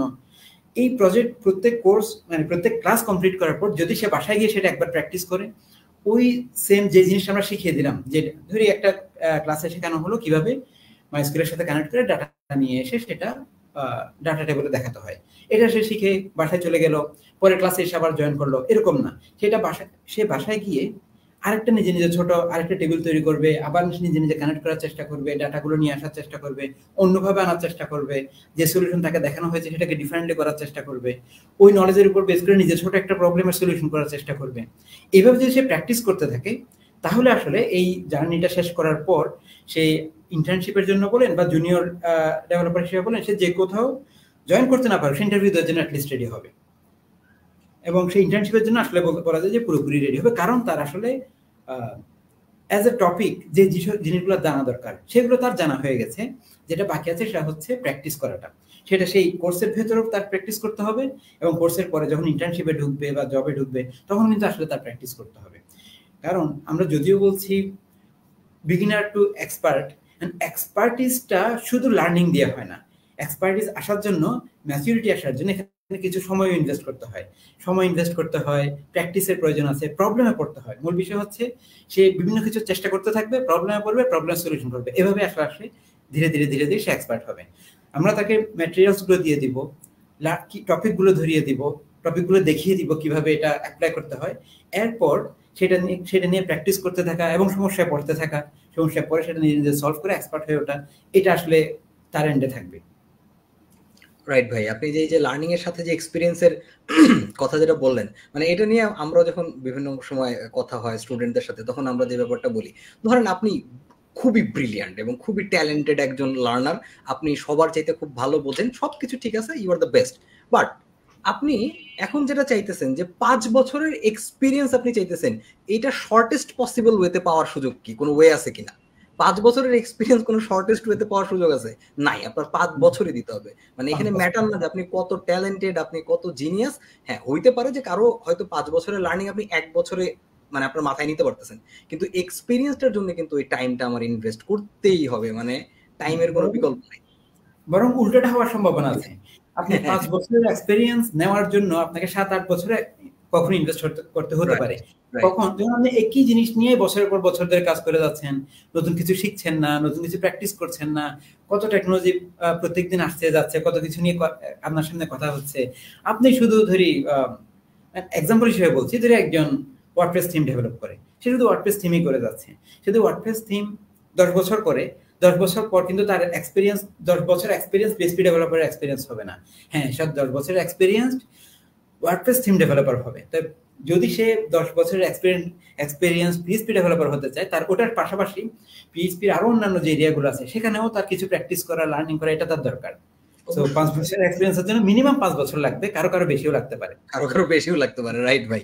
সো এই জায়গাটাতে আমার মনে হয় যে একটু আমাদের ডেফিনেটলি আমাদের বোঝা উচিত যে আমরা যখন কোনো কিছুকে এরকম ক্যারিয়ার বলি, তখন এটা অবশ্যই এই 1-2 দিন 1-2 মাসের জন্য বলি না, আমরা আমাদের এন্টায়ার লাইফটাই এখানে আসলে ইনভেস্ট করার নিয়েতে আসছি, এটাই আমাদের আলটিমেটলি উদ্দেশ্য থাকে, তাই না? সো এই জায়গাটাতে ধৈর্য অনেক বড় একটা ইম্পর্টেন্ট ফ্যাক্টর আর কি ভাই। এই যে জি জি জি, আমি আপনার ধৈর্য পয়েন্টের সাথে আরেকটা জিনিস অ্যাড করতে চাচ্ছিলাম, সেটা হলো আমরা কিন্তু অন্যান্য জায়গায় ধৈর্য ঠিকই ধরে রাখি, এই জায়গায় ছাড়া। মানে আমরা বলতে বোঝাচ্ছি বিগিনার লার্নারদের কথা। দেখেন, একজন স্টুডেন্ট যখন সে গ্রাজুয়েশন করে, এখানে সে কত বছর ইনভেস্ট করে? সে ধরি এখানে 14 বছর ইনভেস্ট করলো। 14 বছর ইনভেস্ট করার পর যখন সে কোনো জবে ঢুকতে যায়, সে সেখানে স্যালারি এক্সপেক্ট করে 15,000। হ্যাঁ, 15,000 বিগিনার স্যালারির জন্য সে 14 বছর ইনভেস্ট করা, এই জায়গায় কিন্তু তার ধৈর্যের সমস্যা হয় না। কিন্তু সে যখন প্রোগ্রামিং এর ক্যারিয়ার বিল্ড করতে চায়, সেখানে সে 1 বছর লার্নিং এর জন্য ইনভেস্ট করা, এটাকেই সে মনে করে যে অনেক বেশি ইনভেস্ট, যে আমি 1 বছর কেন ইনভেস্ট করবো। সবাই শর্টকাট খোঁজে যে আমি 2 মাসের কোর্স করব, 3 মাস থেকে ফ্রিল্যান্সিং শুরু করব, তারপর খালি $1,000। বিষয়টা আসলে এইভাবে কাজ করে না। এখানেও আপনি যদি আসলে এক্সপার্ট হতে চান, আপনি যদি রিয়েলি কিছু শিখতে চান, এমন কিছু আপনি দিতে চান যেটা কারো রিয়েল প্রবলেমকে সলভ করবে, তাহলে আপনার এখানেও আসলে সময় ইনভেস্ট করতে হবে। আপনি 14 বছর গ্রাজুয়েশনের জন্য যেভাবে দিয়েছেন, এখানেও আপনি 6 মাস 1 বছর আপনি আর্নিং আজকে কালকে হয়ে যাবে তা না, 6 মাস 1 বছর আপনি শিখবেন, প্র্যাকটিস করবেন, এটার জন্য আপনি সময় দেন। তখন আপনাকে আসলে ওই জবের পেছনে অতটা ঘুরতে হবে না, খুঁজতে হবে না। আর এটা নিয়ে আপনার কমপ্লেইন করতে হবে না যে আমি এতগুলো কোর্স করলাম কিন্তু কই জব তো নেই। আসলে জব নেই কোর্স করার পরও এটা হচ্ছে আপনার এক্সপার্টিস টু বিল্ড করে নেই। কোর্স করার সাথে সাথে যদি আপনি প্র্যাকটিস না করেন, ইন্টারনালাইজ না করেন যে যেগুলো শিখছেন, তাহলে আপনি আসলে ইন্টারভিউ দিতে পারবেন কিন্তু আপনাকে পছন্দ করতে পারবে না। কারণ যারা ইন্টারভিউতে আপনার সাথে কথা বলে তারা আসলে দেখতে চায় তার যে প্রবলেম, তার যে পজিশনের লোক দরকার সেই পজিশনের প্রবলেমগুলো আপনি সলভ করতে পারবেন কিনা। সেই কনফিডেন্স যদি তারা না পায়, তাহলে আপনি আসলে আপনার গ্রাজুয়েশন বা মাস্টার্স আছে কিনা বা আপনার অন্যান্য কি কি কোর্স কমপ্লিট করেছেন এগুলো দিয়ে সে আসলে খুব বেশি কিছু আশা করবে না। সে দেখবে তার প্রবলেম আপনি সলভ করার জন্য এনাফ কিনা। সে যদি কনফিডেন্সটা পায় তখন আপনি কোনো কোর্স না করে থাকলেও, আপনি ইন্টারমিডিয়েট পাস হলেও সে আপনাকে চান্স দিতে দুইবার ভাববে না। রাইট ভাই, মানে খুবই খুবই ভ্যালিড পয়েন্টস ভাই। এখানে আরেকটা যেটা বিষয়, ধরেন অনেকেই আছে যারা আসলে শুরুতেই হয়তো একটা কোর্সে তার সময় বা টাকা আসলে ইনভেস্ট করতে চায় না, সে হয়তো নিজে একটু এক্সপ্লোর করতে চায়। এবং আমরা যেটা জানি যে পিএইচপিরও আসলে আপনি যদি কমপ্লিটলি ফ্রিতে শিখতে চান, যদিও মানে কোনো কিছু আসলে আলটিমেটলি ফ্রি না, ওটা নিয়ে আরো ডিফারেন্ট আলোচনা করা যায়। ধরলাম আপনি মানে ইকোনমিক্যাল পার্সপেক্টিভে জিরো অর্থ ব্যয় করে আসলে শিখতে চান পিএইচপি, এটার জন্য আমি জানি যে খুব অ্যামাজিং কিছু রিসোর্সেস অলরেডি অ্যাভেলেবল আছে। সো আমাদের লার্নারদের জন্য আপনি যদি এরকম কিছু রিসোর্সেস আমাদেরকে শেয়ার করতেন, যেখান থেকে কেউ চাইলে আসলে ফ্রিতে অল ওভার পিএইচপি সম্পর্কে একটা আইডিয়া নিতে পারবে, পিএইচপি ইকোসিস্টেমটা একটু বুঝতে পারবে, পরে সে যদি ফিল করে যে না আমি আসলে আরো বেটার কিছুতে ইনভেস্ট করতে চাই, সেটা তার জন্য একটু সহায়ক হবে আর কি। আচ্ছা, এটা খুব ভালো কথা বলেছেন। মানে এখনকার সময় তো আসলে আমরা রিসোর্সের অ্যাভেলেবিলিটির কথা বলছি। সো এই রিসোর্সগুলো আসলে কোথায়? এই রিসোর্সগুলো আসলে ইন্টারনেটেই আছে এবং অনেক ফ্রি রিসোর্স আছে, পেইড রিসোর্স আছে, দু ধরনের রিসোর্সই অ্যাভেলেবল। এগুলো আপনি যদি পেতে চান তাহলে সহজ একটা জায়গা হচ্ছে আপনি ধরি বাংলাদেশের জন্য যদি আপনি যদি বাংলাদেশের অডিয়েন্স হয়ে থাকেন, পিএইচপি এক্সপার্টস গ্রুপে জয়েন করতে পারেন। এখানে দেখবেন অলরেডি অনেক রিসোর্স লিস্ট করা আছে যারা শিখতে চায় তাদের জন্য। এরপর ইউটিউবে বেশ কিছু পপুলার সিরিজ আছে শেখার জন্য। এবং যারা যারা ইন্টারনেটে দেখবেন অনেক পেইড কোর্স যারা বিক্রি করে তারা কিন্তু সাথে কিছু ফ্রি কোর্সও দিয়ে রাখে। যেমন আপনি যদি লারাকাস্টে যান সেখানেও দেখবেন কিছু কোর্স আছে যেগুলো ফ্রি, কিছু আছে যেগুলো পেইড। সো আপনি স্টার্ট করার জন্য দেখবেন ফ্রিগুলো আপনার জন্য স্টার্ট করার জন্য গুড এনাফ। হয়তো অ্যাডভান্স লেভেলে যাওয়ার জন্য আপনার কিছু পেইড কোর্স লাগতে পারে, সবার সেটা নাও লাগতে পারে। অনেকে আছে যারা শুধু ডকুমেন্টেশন পরে পরেই শিখতে পারে, কেউ কেউ আছে সে ডকুমেন্টেশন পড়লো, কিছু ভিডিও দেখলে এভাবে শিখতে পারে। আবার কারণ নেচার হচ্ছে যে না, সে নিজে থেকে খুঁজে খুঁজে নিয়ে শেখা এটা তার জন্য এত সহজ হয় না, বা ওইটা আসলে তার মানে তার প্র্যাকটিসের সাথে যায় না। তাকে যদি কেউ বুঝিয়ে দেয় এবং বুঝিয়ে দেয় একটু গাইড করে দেয় তাহলে তার জন্য শেখা সহজ হয়। তো আসলে এখানে এক একজনের ট্রেট এক এক রকম। যারা ট্রাই করতে চায়, আমি মনে করি যে ট্রাই করাটা খুবই একটা ভালো বিষয়। সে প্রথমেই পেইড কোর্সে জয়েন করার আগে সেই রকম কিছু ফ্রি কোর্স যেগুলো আমি যে লিস্টিংগুলোর কথা বললাম সেই লিস্টিংগুলোতে আছে, এখান থেকে সে নিজে নিজে ট্রাই করে, ডকুমেন্টেশন ট্রাই করে, এবং সে দেখে সে আগাতে পারছে তাহলে সে আগে চেষ্টা করে বিভিন্ন কন্টেস্ট এবং বিভিন্ন প্রবলেম সলভিং এর যে এরিয়াগুলো আছে সেখানে গিয়ে নিজেকে যাচাই করতে থাকবে যে আমি আসলে কতটুকু শিখলাম, আমার শেখা কতটুকু হলো। সো এটা যে কেউ এই স্টেপটা নিতে পারে। এবং ইনফ্যাক্ট আমি যদি বলি, আমাদের সময় তো কোনো পিএইচপির কোর্স ছিল না, পিএইচপির কোর্স তো ছিল না, ইউটিউবেও ছিল না ইভেন। হ্যাঁ, তখন আসলে ইউটিউবে এত অ্যাভেলেবল ছিল না। ওই সময় আমরা আসলে ডকুমেন্টেশন এবং ব্লগের উপরই বেশি ডিপেন্ড করতাম, আর সাথে কিছু ফোরাম ছিল। এখন তো স্ট্যাক ওভারফ্লো আসার পর আসলে ফোরামের যে কালচারটা ওটা অনেকটা চেঞ্জ হয়ে গেছে, কিন্তু তখন আসলে অনেক ভালো ভালো ফোরাম ছিল যেখান থেকে আমরা বিভিন্ন সাজেশনগুলো পেতাম, গাইডলাইনগুলো পেতাম। সো এখনো ওই জিনিসগুলো স্টিল অ্যাভেলেবল এবং এভাবেও শেখার চেষ্টা করা যেতে পারে। এবং এভাবে শেখার এক পর্যায়ে শেখার পর আপনি যখন মনে করেন যে না আমার এখন মেন্টরশিপ দরকার, আমার এখন আরো অ্যাডভান্স লেভেলে যাওয়ার জন্য কিছু গাইডলাইন দরকার, তখন হয়তো আপনি কোর্সের, আমি স্টিল পেইড কোর্সের কথা বলছি না, যার জন্য যেটা সুইটেবল। কারো ফ্রি কোর্স দিয়ে কেউ আগাতে পারে, কারো পেইড কোর্স দরকার হতে পারে। রাইট ভাই, মানে পেইড কোর্সের মানে এখানে কথাটা আসলে মানে পেইড বা ফ্রি ব্যাপারটা এমন না, আপনি যেটা সুইটেবল ফিল করেন আপনার ডিসিশনটা আপনারই নিতে হবে। মানে আপনি যদি আসলে মানে অন্যর প্রমোশনে নিজে প্রভাবিত হয়ে চলে যান, সেটা আসলে রং ডিসিশন হবে। আপনার ডিসাইড করতে হবে যে না ঠিক আছে আমি এটা করতে চাই, এটা আমি উইলিংলি করতে চাই, এবং ওই ডিটারমিনেশন এবং টাইম নিয়েই আলটিমেটলি আপনার এখানে আসতে হবে। আদারওয়াইজ আসলে মানে আশাভঙ্গের সম্ভাবনা অনেক বেশি আর কি। হ্যাঁ, আর ভাই প্রমোশন থেকে আপনি এটা দেখতে পারেন যে টপিকটা এই কোর্সটার জন্য এনাফ ইন্টারেস্টিং কিনা। তো ওটুকুর উপর আসলে কোনো ডিসিশন নেওয়া যাবে না। আমার মনে হয় যে কোনো কোর্স, সেটা প্রমোশন দেখে আপনি গিয়েছেন বা কেউ একজন আপনাকে লিঙ্ক দিয়েছে, যেভাবে হোক আপনি আগে দেখবেন কারিকুলামটা দেখবেন যে তারা আসলে কি অফার করছে। সাথে এই টপিকে যার আসলে এক্সপিরিয়েন্স আছে তার সাথে এটা শেয়ার করুন যে ভাই এই কোর্সের কারিকুলামটা একটু দেখবেন, বা এই কোর্সের মেন্টরদেরকে আপনি দেখবেন একটু যে এই কোর্স আসলে আমার জন্য ভালো হবে কিনা। দুই একজনের সাথে পরামর্শ করে তারপর জয়েন করাটা বেটার। কারণ যে টপিকটা আমি জানি না ওই টপিকের কারিকুলাম দেখেও আমি হয়তো খুব ভালো ডিসিশন নিতে পারবো না, কিন্তু যে অলরেডি ওই বিষয়ে কাজ করছে তাকে যদি আমি এটা ফরওয়ার্ড করে বলি যে ভাই এটা একটু দেখে আমাকে সাজেশন দেন যে এটা আমার জন্য সুইটেবল হতে পারে কিনা, সে আমাকে ভালো সাজেশন দিতে পারবে। রাইট ভাই, এটা এটা খুবই সত্যি ভালো একটা পয়েন্ট। মানে আমার মনে হয় যে আমাদের সবসময় যেটা করা উচিত, ডেফিনেটলি আমাদের একটা কারিকুলাম যেটা সেটা দেখা উচিত, আমাদের মেন্টররা তারা কতটুকু এক্সপিরিয়েন্স বা তারা কতটুকু ডেডিকেটেড আন্তরিক এই ব্যাপারগুলো দেখা উচিত, বা এই যে বড় ভাইদের সাথে গিয়ে সাজেশন নেওয়া যে আউটলাইনটা ঠিক আছে কিনা এই জিনিসটাও দেওয়া উচিত। এবং এখন তো ভাই আরো অনেক সুযোগ সুবিধা আছে, ধরেন প্রত্যেকটা এরকম স্ট্যান্ডার্ড প্ল্যাটফর্ম গুলো তারা বিভিন্ন এরকম মাস্টার ক্লাস রাখতেছে, বিভিন্ন লাইভ সেশন রাখতেছে, ফ্রি ক্লাস থাকতেছে, সেখানে আপনি জয়েন করতে পারেন, কমিউনিকেট করে কথা বলে দেখতে পারেন। মানে ব্যাপারটা ভাই সত্যি বলতে যদি আপনি শিখতে চান অনেক মাধ্যম আছে এখন। মানে এই অবস্থায় যদি আপনি এত কিছুর পরে আসলে না শিখতে পারেন, এটা একটা ক্রাইম এবং একটা পানিশমেন্ট হওয়ার মতো ক্রাইম আর কি। যদি আপনি যদি বলেন যে আপনার ইচ্ছা ছিল বাট ওয়ে ছিল না, এটা আসলে রং কথা। আপনি ভাই যে যেই টাইমটার কথা বলতেছিলেন তখন ইউটিউবে থাকলেই কি করবেন, আপনার তো জুম আল্ট্রা দিয়ে চালাইতে হইতেছে, ওই মানে অল্প স্পিড, আপনি চাইলেও দেখতে পারতেছেন না, সারা রাত ডাউনলোড করে করে একটু একটু করে দেখতে হইতেছে। ফোরাম গুলা ছিল তখন ভরসা, ফেসবুক এত অ্যাক্টিভ না। আমি যখন পিএইচপি শেখা শুরু করি আমি আসলে এর আগে কাজ করতাম জেএসপি তে, জাভা সার্ভার পেজেস, জাভা দিয়ে ওয়েব অ্যাপ্লিকেশন তৈরি করার একটা প্ল্যাটফর্ম ছিল, একটা ল্যাঙ্গুয়েজ। ওটা দিয়ে একটা অ্যাপ্লিকেশন তৈরি করার পর একটা ক্লায়েন্টের জন্য যখন ডেপ্লয় করলাম তখন দেখি অ্যাপ্লিকেশন এখানে চলে না। কেন চলে না? পরে ওদের সাপোর্টে কন্ট্যাক্ট করলাম, তারা বলে যে আমাদের এখানে জেএসপির সাপোর্ট নেই, পিএইচপি সাপোর্ট আছে, আপনি যদি পিএইচপি দিয়ে করে আনেন তাহলে আমাদের এখানে কাজ করবে। ওকে ঠিক আছে, তখন আমি প্রথম নাম শুনলাম পিএইচপি। তা আমি পিএইচপি নিয়ে ইন্টারনেটে তখন সার্চ করলাম, পিএইচপি ডকুমেন্টেশনে গেলাম, পিএইচপি ডকুমেন্টেশনে গিয়ে ওখান থেকে আসলে পিএইচপি শেখাটা শুরু করলাম। আমার আসলে শেখাটা ছিল একটু ডিফারেন্ট।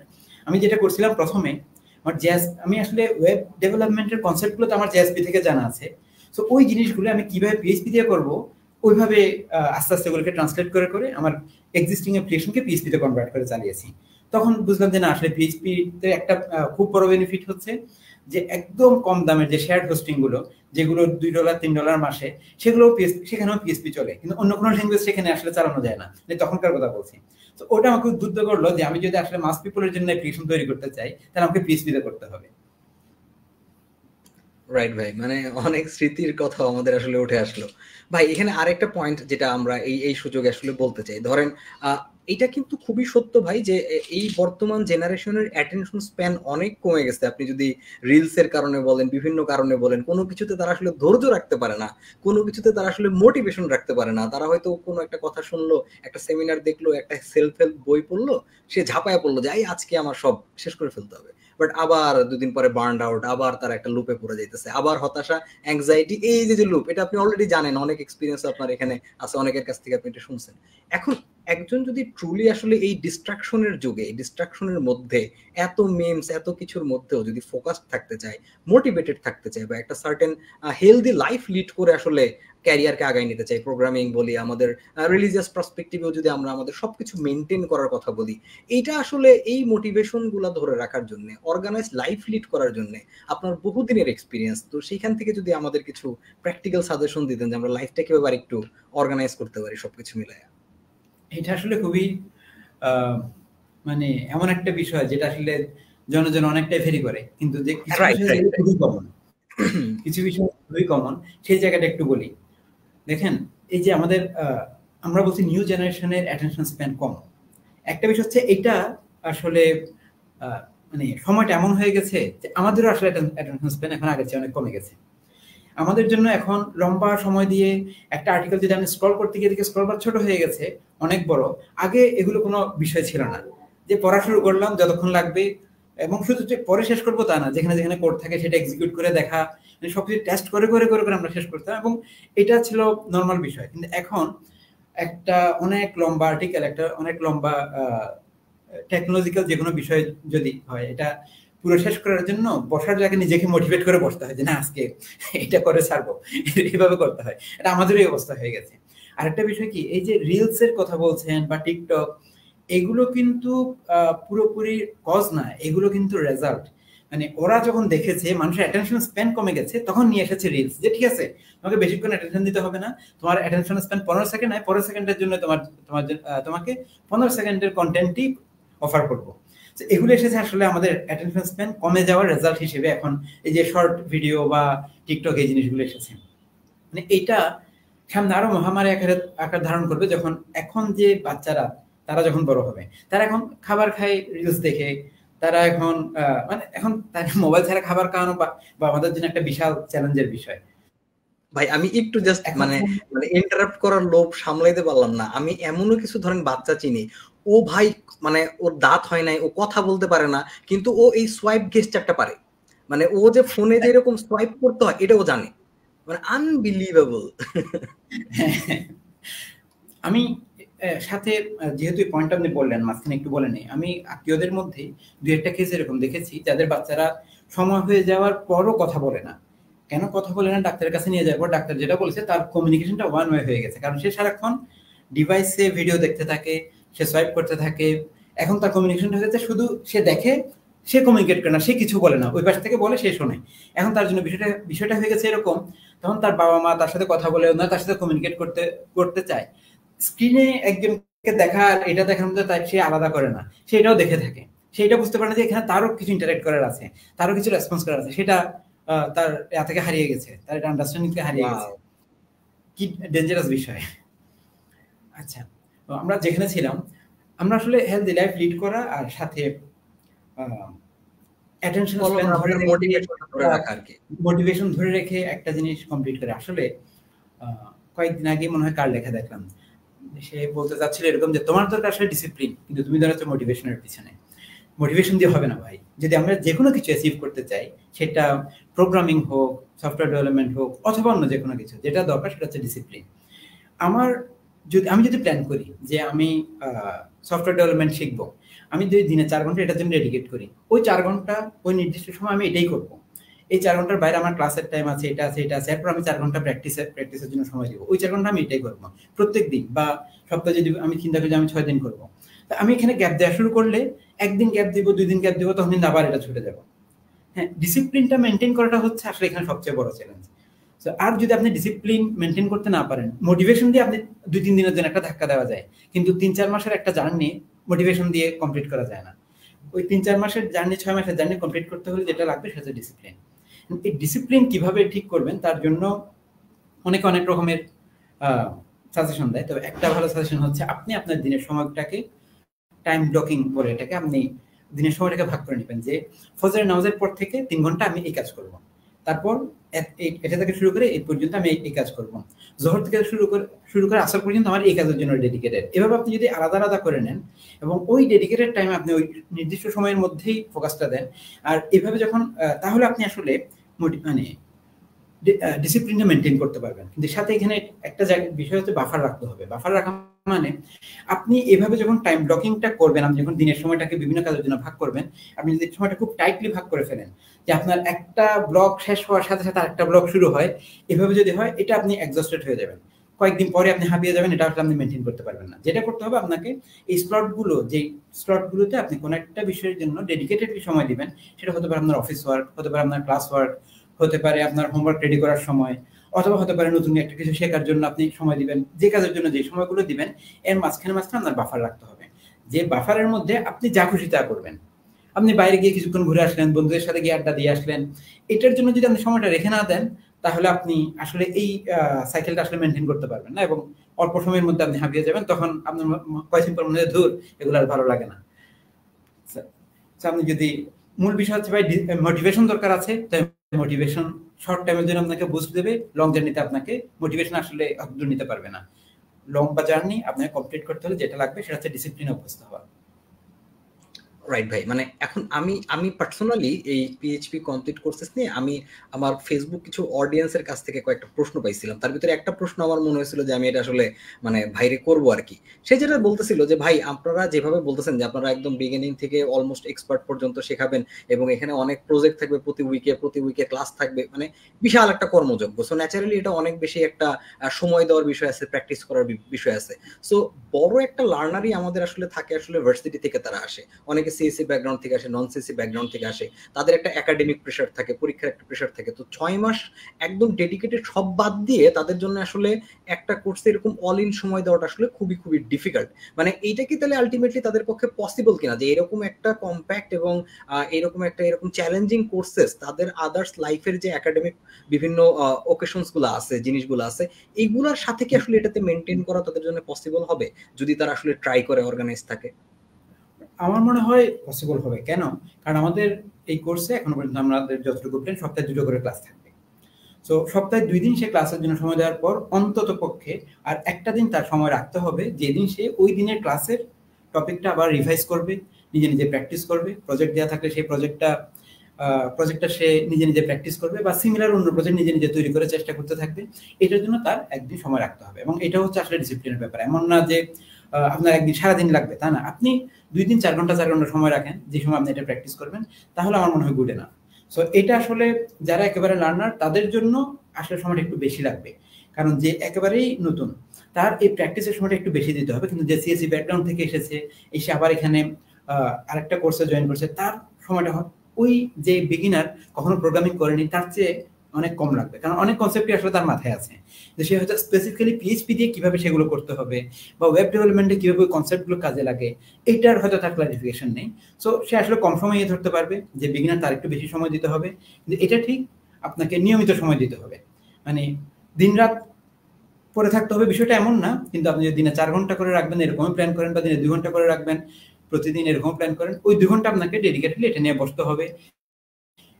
প্রতিদিন হয়তো আপনার অ্যাটেনশন স্প্যান একরকম থাকবে না, ফোকাস একরকম থাকবে না। কোনোদিন প্রোডাক্টিভিটি ভালো থাকবে, আপনি অল্প সময়ের মধ্যে অনেক কিছু প্র্যাকটিস করবেন, নিজে নিজে খুব খুশি হয়ে যাবেন। কোনোদিন হয়তো আপনি প্র্যাকটিস করবেন কিন্তু খুব বেশি কিছু আগাবে না, এটা হতে থাকবে, আপস এন্ড ডাউনস থাকবে। কিন্তু ওই যে রেগুলারিটিটা থাকতে হবে, রেগুলারিটিটা ধরে রাখলে আমার মনে হয় এটা সম্ভব। রাইট ভাই, মানে এটা আমিও এটাই বিশ্বাস করি যে এইভাবে যদি আসলে আমরা একটু প্ল্যান করে আগাইতে পারি, সেক্ষেত্রে জিনিসটা অনেক বেশি সহজ হয়ে যাবে। ভাই আমরা মানে অনেকক্ষণ আলোচনা করতেছি, আমি তো বুঝি নাই যে কোন দিকটা আসলে এত সময় চলে গেছে। আমি এত এনজয় করতেছিলাম কথাগুলো, আমি এত মানে কথা বলতেছিলাম আমি মানে টেকনিক্যালি আরেকটা জিনিস, একটু লাস্ট একটা টেকনিক্যাল একটা পয়েন্ট নিয়ে একটু জানতে চাইতেছিলাম। ধরেন আমরা যখন পিএইচপি নিয়ে নরমালি কথা বলি, অন্যান্য প্রোগ্রামিং ল্যাঙ্গুয়েজের ক্ষেত্রে আসলে এত প্রপার্ট ভাবে আসে না, কিন্তু যখন আমরা পিএইচপি নিয়ে কথা বলি তখনই ধরেন বিভিন্ন সিএমএস বেস সলিউশন যেগুলো আমাদের আছে, যেমন ওয়ার্ডপ্রেস আছে, জুমলা আছে, দ্রুপল আছে, ইত্যাদি বিভিন্নগুলো আছে। এবং সেইগুলোর সাথে না যেহেতু এগুলো আসলে ভাই খুব স্মল টু মিডিয়াম কোম্পানিগুলো অ্যাডাপ্ট করতে পারে, সো এটা ন্যাচারালি আসলে ফ্রিল্যান্স বা ছোট ছোট মানে মাইক্রো ওয়ার্কগুলো অনেক বেশি থাকে, কাজগুলো অনেক বেশি থাকে। সো ন্যাচারালি অটোমেটিক্যালি এরকম সিএমএস, ওয়ার্ডপ্রেসের ইম্প্যাক্ট এবং ফ্রিল্যান্সিং, এই টপিকগুলো আসলে চলেই আসে, এই টপিকগুলো ইগনোর করার কোনো সুযোগ থাকে না। মানে ইন জেনারেল আমি পার্সোনালি জানি যে আপনি সিএমএস এর যে জার্নিটা, সিএমএস একদম মানে ওয়ার্ডপ্রেসের যে গ্রোথ, এটাও আপনি দেখছেন যে এটা আসলে মানে কোন স্টেজ থেকে কোন স্টেজে যাইতেছে, কিভাবে গ্রো করতেছে, ইকোসিস্টেমটা কিভাবে ডেভেলপ করতেছে। সো বর্তমান প্রেক্ষাপটে আসলে মানে যদি আমরা কেউ আসলে পিএইচপি শেখার পরে এরকম সিএমএস বেস সলিউশন গুলা, তাদের প্লাগইন ডেভেলপমেন্ট বলি বা বিভিন্ন কাস্টম ফিচার্স নিয়ে কথা বলি, এইটার আসলে কতটুকু ক্যারিয়ার অপরচুনিটি আছে বলে আপনি মনে করেন? আচ্ছা, এখানে আপনি হয়তো জানেন যে স্ট্যাটিস্টিক্স অনুযায়ী এখনো পর্যন্ত সবচেয়ে বেশি ইউজড সিএমএস হচ্ছে ওয়ার্ডপ্রেস, যেটা পিএইচপি দিয়ে তৈরি। এবং আপনি বলতে পারেন একটা লেভেলে পিএইচপির ভাস্ট পপুলারিটির পেছনে এই সিএমএস গুলোর কিন্তু একটা ভালো ভূমিকা আছে। তো এখন আপনি যদি বিষয়টাকে এভাবে চিন্তা করেন, আমাদের কোর্স আমরা কি শেখাচ্ছি সেটা যদি দেখি, আমরা আসলে যেটা শেখাচ্ছি সেটা তার শুধু সিএমএস এর জন্য না, তার সিএমএস সহ যে কোনো ধরনের ব্যাকএন্ড ডেভেলপমেন্টে সেটা এই লার্নিং দিয়ে সে যে কোনো ব্যাকএন্ড ডেভেলপমেন্টে সে পার্টিসিপেট করতে পারবে। সিএমএস বরং তার অতটুকু না গিয়েও সে সিএমএস নিয়ে কাজ করতে পারবে। তার মানে ওয়ার্ডপ্রেসের থিম ডেভেলপমেন্ট, ওয়ার্ডপ্রেসের প্লাগইন ডেভেলপমেন্ট, বা ওয়ার্ডপ্রেসের মধ্যে বিভিন্ন রকমের কাস্টমাইজেশন করা, এগুলো করার জন্য তার যতটুকু যাওয়া দরকার, আমাদের এই কোর্স আসলে তার চেয়ে আরো অনেক বেশি কিছু। সো একটা হচ্ছে সে পারবে কিনা, পারার দিক থেকে সে আসলে অনেক এগিয়েই থাকবে। এই কোর্স করার পর সে সিএমএস বেসড যে মার্কেটটা আছে সেখানে খুব ইজিলি সেখানে এন্ট্রি নিতে পারবে। আর এর কথা যদি বলেন, যে মার্কেটের কথা যদি বলেন, সিএমএস এর মার্কেটে সবসময় হাই ছিল এবং এখনো হাই। পাশাপাশি সিএমএস এর বাইরে যে মার্কেটটা, কাস্টম সলিউশনের যে মার্কেটটা, এটা এখন অনেক অনেক বুস্ট করছে এবং এটা অনেক বাড়ছে। কিন্তু সিএমএস এর যে মার্কেটটা, এটা কখনো মানে ডাউন হয়নি। কেন? কারণ যত বেশি এন্টিটি কোম্পানিগুলো বলেন বা যত ধরনের সার্ভিস অনলাইনে আসছে, সবার জন্য প্রাইমারিলি তারা যেটা দিয়ে ইন্টারনেটে আসে সেটা হচ্ছে একটা ওয়েবসাইট। ওই ওয়েবসাইটটা তৈরি হয় বেশিরভাগ ক্ষেত্রেই কোনো না কোনো সিএমএস দিয়ে, এবং বেশিরভাগ ক্ষেত্রে সেই সিএমএসটা হয়ে যায় ওয়ার্ডপ্রেস। সো মানে ইন্টারনেটে মানুষের অ্যাক্সেস যত বাড়বে, ইন্টারনেটে মানুষের প্রেজেন্স যত বাড়বে, ওয়ার্ডপ্রেসের ডিমান্ড দিন দিন বাড়তেই থাকবে।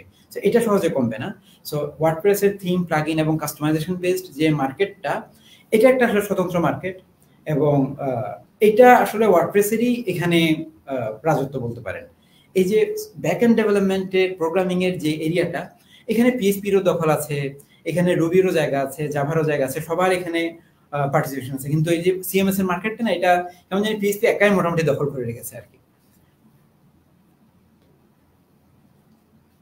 রাইট ভাই, মানে এটার যে ইম্প্যাক্ট, এবং আমি যদি দেখি যে বাংলাদেশের বিভিন্ন অনেক কোম্পানি কিন্তু ফর্ম হয়েছে এই ওয়ার্ডপ্রেস বেস বিভিন্ন সলিউশন গুলো নিয়ে কাজ করে, ওয়ার্ল্ড ওয়াইড অনেক, এবং বাংলাদেশের এই প্লাগইনস গুলোর কিন্তু ওয়ার্ল্ড ওয়াইড অনেক সুনাম আছে ভাই, মানে অনেক সুনাম, মানে খুব ভালো ভালো কিছু কোম্পানি আমরা আসলে ক্রিয়েট করতে পারি। ইন্টারন্যাশনাল যে ওয়ার্ডপ্রেস কনফারেন্স গুলো হয়, ড্রুপাল কনফারেন্স গুলো হয়, জুমরা কনফারেন্স হয়, সেখানে কিন্তু আমাদের এখানকার বিভিন্ন কোম্পানি এমনকি তারা থাউজেন্ডস অফ ডলার এখানে তাদেরকে ডোনেট করে, এবং হ্যাঁ হ্যাঁ, সো ওই এবং ওরা অনেক হাইলাইটেড হয়।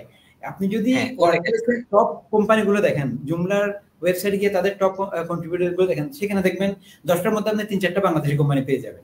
হ্যাঁ, রাইট রাইট, এটা ট্রু ভাই। সো এটাই মানে ব্যাপারটা, এটা ভাবার কোনো সুযোগই নাই যে ওভারনাইট আসলে এরকম সিএমএস গুলারও আসলে মার্কেট নাই, বা সিএমএস গুলো হারায় যাবে। পিএইচপি দ্যাটস ওয়াই আমার মনে হয় সবচেয়ে অনেক বেশি ডাইনামিক, বিকজ আপনার ক্যারিয়ার অপরচুনিটি বা আপনার আলটিমেটলি কাজ করার জায়গাটা অনেক।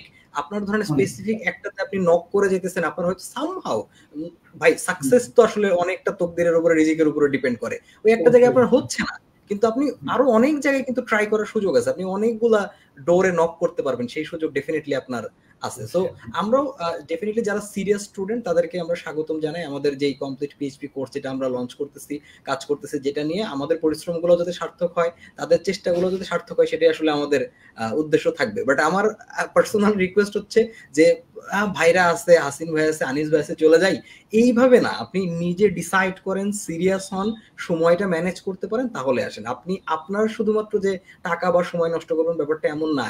এরকম একজন স্টুডেন্ট যদি আসে, সে আসলে সিরিয়াস না, এটা সবার জন্য একটা নেগেটিভ ইম্প্যাক্ট ক্রিয়েট করে। সো ভাই যে রিসোর্সেস গুলো বললো সেগুলো নোট ডাউন করেন, সেখান থেকে একটু দেখতে থাকেন। ভাই যে গাইডলাইন গুলো দিল আজকে আমাদের এই পুরো সেশন জুড়ে, এগুলো যদি আপনি ফলো করতে পারেন, আমার মনে হয় যে 2024-এর স্টিল যতটুকু সময় আছে, এটাই আপনার 2025-এ নতুন একটা গল্প শুরু করার জন্য যথেষ্ট সময় আছে। এইটুক কাজে লাগাইতে পারলেও হয়তো আল্লাহ চাইলে 2025 থেকে আপনার গল্পটা অন্যরকম হইতে পারে, রাইট? তো মানে অনেক ধন্যবাদ ভাই আপনাকে এই ইনসাইটস গুলো আমাদের সাথে আজকে শেয়ার করার জন্য। আমি নিজে ছাত্রের মতো পুরো জিনিসটা বোঝার চেষ্টা করলাম, খুবই ভালো লাগলো আমার। আপনি যদি আমাদের অডিয়েন্সদের উদ্দেশ্যে বা in general the PHP complete course নিয়ে যেটা আমরা কাজ করতেছি, এই সবকিছু নিয়ে যদি আপনি কিছু বলতে চান, আপনি বলতে পারেন ভাই। অনেক কথা তো হয়ে গেল, আমি আসলে এই কোর্সের ব্যাপারে ছোট্ট একটা কথা শুধু বলি। সেতু ভাই যেটা বললেন, হাইপে ভর্তি হবেন এরকম না, আপনি আগে ডিসাইড করেন যে এই সময়টা দেওয়ার মতো এনার্জি আপনার আছে কিনা, সেই মোটিভেশন আপনার আছে কিনা, আপনি ডিসিপ্লিন ধরে রেখে কমপ্লিট করতে পারবেন কিনা। আমরা যখন আসলে বিভিন্ন কোর্স করাই, আমরা আগ্রহের সাথে যে বিষয়টা খেয়াল করি সেটা হচ্ছে কতজন কোর্স স্টার্ট করেছে এবং কতজন কোর্সটা শেষ করছে। আমরা যদি দেখি যে 50%-এর বেশি স্টুডেন্ট সাকসেসফুলি কোর্স শেষ করতে পারছে, আমাদের সেটা অনেক ভালো লাগে। মানে আমি তো চাই যে স্টুডেন্টরা কিছু শিখুক, তারা এখান থেকে কিছু নিয়ে যাক, কিন্তু যদি তারা মাঝখানে ঝরে যায়, সেটা আমাদেরই খারাপ লাগে যে হয়তো আমি তাকে প্রপারলি ভ্যালু দিতে পারিনি, অথবা সে আসলে প্রপার মোটিভেশন বা টাইম ম্যানেজমেন্ট ছাড়াই ভর্তি হয়ে গেছে হাইপে, কিন্তু পরে দেখছে যে সে আসলে এটা ম্যানেজ করতে পারছে না। সো ওটা যাতে না হয়, আপনি যদি ডিসাইডেড হন যে আপনি ক্যারিয়ারে একটা বড় চেঞ্জ আনার জন্য 6 মাস সময় আপনি এখানে ইনভেস্ট করবেন, সেই মোটিভেশন আপনার আছে, এই ডিসিপ্লিন আপনি মেনটেন করতে পারবেন, তাহলে আমরা একসাথে জার্নি শুরু করতে পারি। থ্যাংক ইউ ভাই, thank you so much. So audience যারা আমাদের এই সেশনটা এতক্ষণ সময় ধরে দেখলেন, আপনাদেরকে আসলে অনেক অনেক অনেক ধন্যবাদ। আপনাদেরকেও আমি এর থেকে বেশি ধন্যবাদ দিব যে আপনাদের মাধ্যমে আমার নিজেরও সুযোগ হলো ভাইয়ের এই ইনসাইটস গুলা এইভাবে শোনার জন্য। সো অবশ্যই আমি নিজেও আশায় থাকবো যাতে ভাইয়ের সাথে আবার কোনোদিন আমার এরকম একটা কথা বলার সৌভাগ্য হয়। তো সেই পর্যন্ত আপনারা সবাই ভালো থাকবেন, আমাদের জন্য দোয়া করবেন, এবং আমরা যাতে আমাদের দ্য কমপ্লিট পিএইচপি কোর্সের যেই কথাগুলো আমরা মানুষকে দিছি সেগুলো যাতে আমরা রাখতে পারি, আমরা যাতে আমাদের চেষ্টার ত্রুটি এখানে না রাখি, এবং আল্লাহ যেন আমাদের সুস্থ রাখেন। তো সবাই ভালো থাকবেন, সুস্থ থাকবেন। ভাই আসসালামু আলাইকুম, হ্যালো এভরিওয়ান। আজকের মতো এখানেই বিদায়, দেখা হবে নেক্সট সেশনে।